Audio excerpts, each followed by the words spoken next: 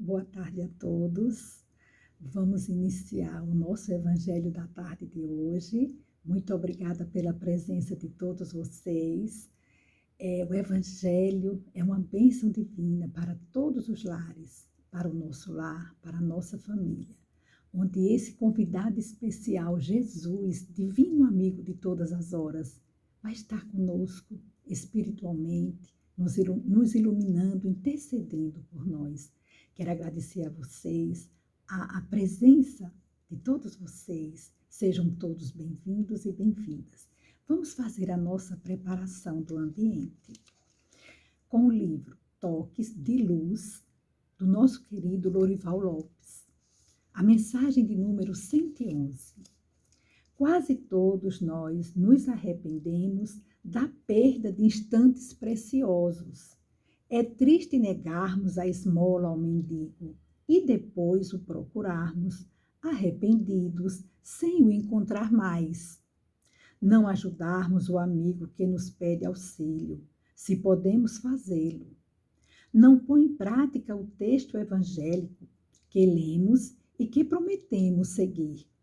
Não colaborar com o trabalho beneficente que vemos ser feito pelos outros e com o qual nos comprometemos, arranjando 1000 desculpas e muito mais. Por isso, não deixe o bem para depois. Os agradecimentos, as palavras de ajuda, as boas ações, os abraços têm mais valor na hora certa. A oportunidade perdida talvez não volte mais. Passado o momento, o abraço não tem o mesmo calor. As palavras de ajuda perdem poder e o agradecimento emociona mesmo. A gratidão, o incentivo, o amor não precisam de grandes manifestações. Conforme o instante, basta um olhar, um sorriso, um gesto, um sinal. Aproveite o momento bem utilizado beneficia a quem pratica a boa ação e a quem a recebe. Olha que mensagem mais edificante, que mensagem maravilhosa para a nossa tarde de hoje. E assim, amados irmãos, queremos agradecer também ao Prozebem por essa oportunidade de trabalhar na seara do Senhor, esse trabalho tão maravilhoso. Vamos fazer a nossa prece, elevando os nossos pensamentos a Deus, ao nosso Pai, Criador de tudo e de todos. Queridos irmãos, que a paz de Jesus nos envolva e nos ampare neste nosso encontro do Evangelho no lar. Vamos mentalizar a imagem do Mestre amado Jesus. Divino amigo Jesus, estamos todos aqui reunidos em teu nome, rogando vossas bênçãos para que possamos nos fortalecer, aprender e vivenciar os vossos ensinamentos. Pedimos, amado Mestre, que abençoe a nossa família, que abençoe a toda a humanidade, principalmente os enfermos desta hora, os desempregados, os que passam pelas grandes provas e grandes provas, Senhor, neste momento. Pedimos a tua bênção, a tua luz, para que possa nos envolver e envolver a esses irmãos, os mais necessitados. Que Deus nos abençoe e, com a tua permissão, vamos dar início ao nosso Evangelho no lar. Que assim seja. O nosso Evangelho da tarde de hoje vai ser o Novo Testamento de Haroldo Dutra, né? A parábola do bom samaritano. Nós vamos encontrar em Lucas, capítulo 10, versículos de 25 a 37. Vamos lá para esta parábola tão bonita, né? Parábola do bom samaritano. E eis que certo mestre da lei levantou-se para testá-lo, dizendo: Mestre, depois de fazer o que? Herdarei a vida eterna. Ele lhe disse: Que está escrito na lei? Como lês? Em resposta, disse: Amarás o Senhor teu Deus de todo o teu coração, de toda a tua alma, com toda a tua força e com toda a tua mente, e o teu próximo como a ti mesmo. Disse-lhe, respondestes de forma justa. Faze isto e viverás. Ele, porém, querendo justificar-se, disse a Jesus: quem é o meu próximo? Prosseguindo, disse Jesus: certo homem descia de Jerusalém para Jericó e caiu nas mãos de assaltantes, os quais, depois de havê-lo despojado e espancado, retiraram-se, deixando-o semi-morto.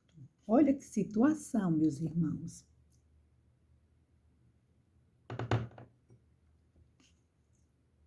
Por coincidência, certo sacerdote descia por aquele caminho e, ao vê-lo, passou pelo lado oposto. De forma semelhante, também um levita, que vinha por aquele lugar, ao vê-lo, passou pelo lado oposto. Certo samaritano em viagem veio até ele e, ao vê-lo, compadeceu-se.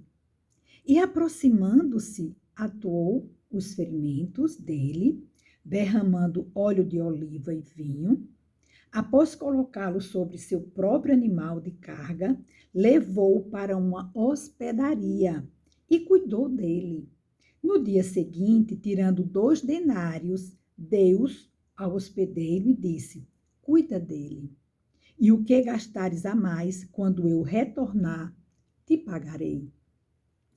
Qual destes 3 te parece ter se tornado o próximo do que caiu nas mãos de assaltantes? Ele disse: o que praticou a misericórdia com ele. Disse-lhe Jesus: vai e faze tu do mesmo modo. Essa parábola é muito bonita, falando, né, a prática da caridade com muito amor. E agora, meus irmãos, vamos fazer uma pequena reflexão, né, sobre essa parábola tão bonita e tão profunda que nos traz tantos ensinamentos. E a gente começa começando, amados irmãos. E respondendo, disse Jesus: descia um homem de Jerusalém para Jericó e caiu nas mãos de assaltantes, os quais o despojaram e, espancando-o, se retiraram, deixando-o meio morto. Primeiro, nós vamos ver a cidade de Jerusalém. Vamos fazer uma reflexão sobre essa cidade. Essa cidade é uma cidade bíblica, né? Ela fica espalhada entre 2 montes. E espiritualmente falando, Jerusalém, ela é considerada a cidade, a sede do monoteísmo, simbolizando para o judaísmo uma cidade santa. Então, é aquela cidade espiritualizada, né? Atualmente, Jerusalém é a capital de Israel, mas Jerusalém, na época dessa parábola, era considerada a cidade santa da espiritualização. A cidade de Jericó era uma cidade muito antiga. Em termos de altitude, é uma das cidades mais baixas da Terra, né? E ela sempre mereceu a atenção dos viajantes por ter um dos maiores oásis da região, pelas suas fontes de águas medicinais, pelos palácios construídos nos períodos helenísticos, na época de Herodes, né? E também nós podemos observar que Jericó, ela se caracteriza pela movimentação comercial. Então, ela tem um fluxo de pessoas muito grande, que é uma cidade comercial, comércio, né? E aí, vamos agora analisar o que ocorreu com este homem, que ele não é identificado. Diz assim, descia um homem, mas ninguém justifica quem é este homem. Então, vamos agora analisar. Na tentativa de retirar o espírito da letra, né? Entendemos que a descida de Jerusalém para Jericó pode ser analisada neste contexto.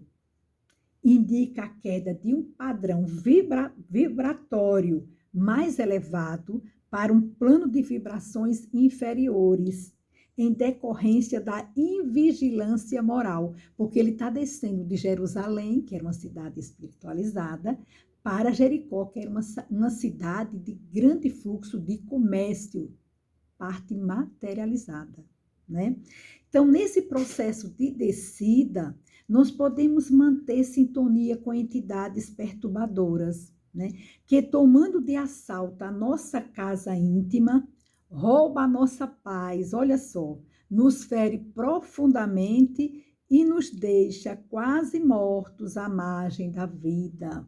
Quando a gente desce a sintonia e entra em sintonia, né, com as entidades perturbadoras. Como nós somos prejudicados, meus irmãos, foi o que ocorreu com este homem, né? Então, a descida de um padrão vibratório de forma vigilante sempre ocasiona prejuízo, nos ocasiona prejuízo, né, meus irmãos? Então, vamos lá. Dando continuidade, e ocasionalmente descia pelo mesmo caminho um certo sacerdote, e vendo-o, passou de largo, né? E de igual modo também um levita, chegando àquele lugar e vendo-o, passou de largo. Então vamos ver quem era um sacerdote naquela época.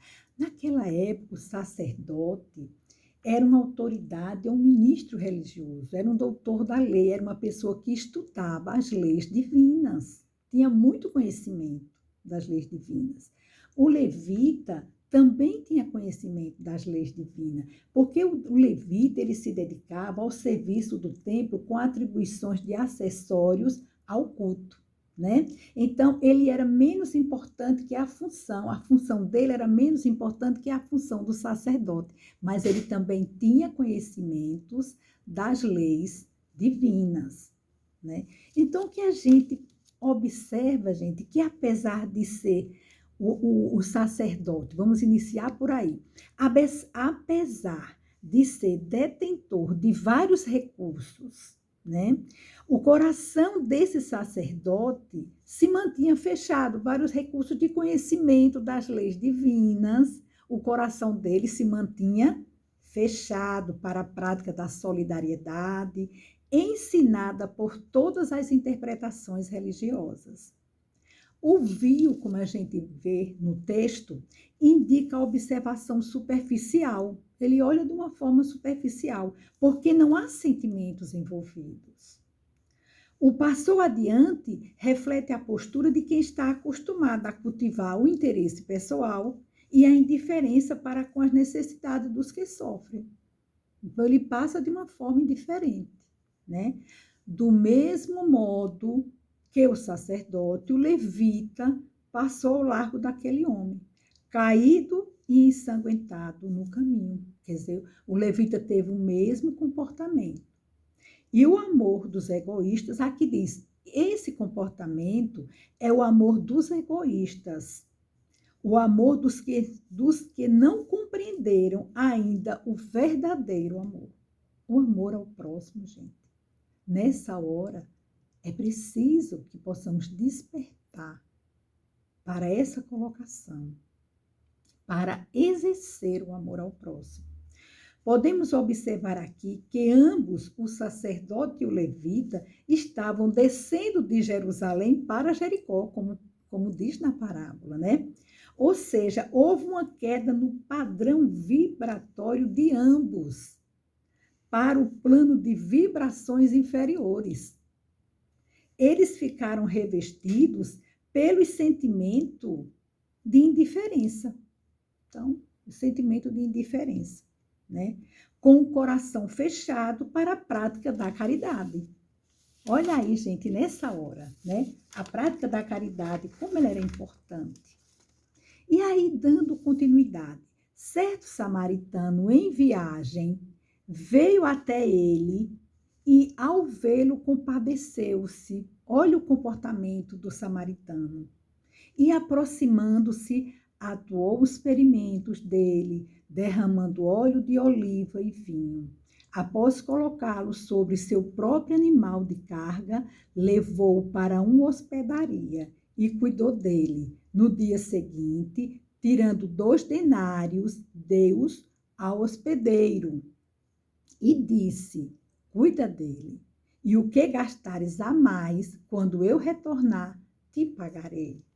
Olha, gente, quem eram os samaritanos? Os samaritanos, vamos falar um pouquinho sobre eles. Eles eram os habitantes da Samaria. Construíram para si um templo particular e adotaram algumas reformas após a separação das tribos de Israel, né? Ele somente admitiu o Pentateuco, que continha a lei de Moisés para ele, né? Então, seus livros sagrados eram escritos em caracteres hebraicos da mais alta antiguidade. Para os judeus ortodoxos, eles eram heréticos e, portanto, desprezados, amaldiçoados e perseguidos. Observe, eles eram perseguidos pelo fato deles não seguirem as determinações religiosas desses outros judeus, porque eles também eram judeus. Gente, olha, não é fácil, né? Então, vamos lá, meus irmãos. Talvez, pelo fato de serem tão desprezados pelos seus irmãos de raça, que eles eram judeus também, tivessem os samaritanos eles tivessem desenvolvido uma vigilância maior relativamente ao comportamento e conduta da vida, porque eles foram desprezados, né? Eles não davam muita atenção, tanto que eles construíram, os samaritanos tiveram que construir o seu próprio templo na Samaria, né? Entretanto, algo se destaca quando o bom samaritano vê a pessoa ferida, quase morta, caída no caminho. Esse algo é o sentimento de compaixão, de uma íntima compaixão que ele sentiu pelo ferido. Ele, naquela hora, ele olha para o ferido, ele não se preocupa de onde veio, para onde vai, não. Ele está preocupado ali em atender. Esse algo é um sentimento muito forte. Jesus nos mostra, assim, que a verdadeira caridade só é praticada quando nos compadecemos dos que sofrem. Então, todos os benefícios que o samaritano produziu ao ferido, atar-lhes as feridas, levá-lo, a uma hospedaria e garantir-lhes cuidados suplementares para o restabelecimento da saúde. Foram gestos de bondade desencadeados pela compaixão. Atar é prender o sangramento, foi isso que ele fez, né? O azeite acalma, é um leniente, umedece a ferida, ele aplicou, que ele levava consigo, o samaritano. O vinho é um emoliente, motiva, anima, incentiva o necessitado, ele aplicou ali nas suas feridas. Quando ele dá 2 denários, significa 2 dias de serviço.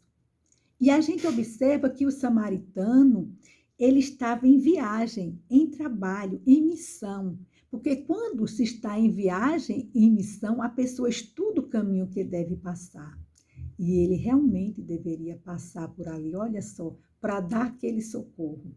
Define a verdadeira caridade, mostra não somente na beneficência, mas no conjunto de todas as qualidades do coração, na bondade e na benevolência para com o próximo. Descer a serviço do bem é programa de aprendizado e de trabalho. Os benfeitores espirituais fazem isso frequentemente. Saem de suas esferas superiores e descem a Jericó dos nossos corações, ainda presos aos interesses transitórios do mundo. Toda a moral de Jesus se resume na caridade e na humildade, ou seja, nas 2 virtudes mais contrárias ao egoísmo e ao orgulho. Jesus não faz, portanto, da caridade uma das condições da salvação, mas a condição única, né? Fora da caridade não há salvação. Olha, meu irmão, vamos agora à nossa prece final, agradecendo a Deus por tanto conhecimento, né? Na tarde de hoje, falando sobre a caridade, a importância da caridade em nossa vida.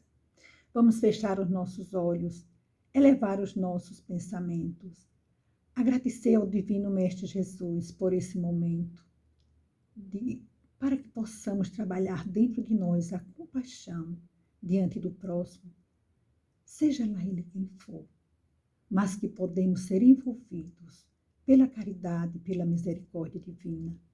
Abençoa-nos, Senhor, com a tua luz, com a tua paz, a todos nós, a toda a nossa família, a toda a humanidade. Muito obrigada por esta tarde, por esses ensinamentos. Louvado seja Deus, para sempre seja louvado. Muita paz e muita luz para todos nós. Que assim seja.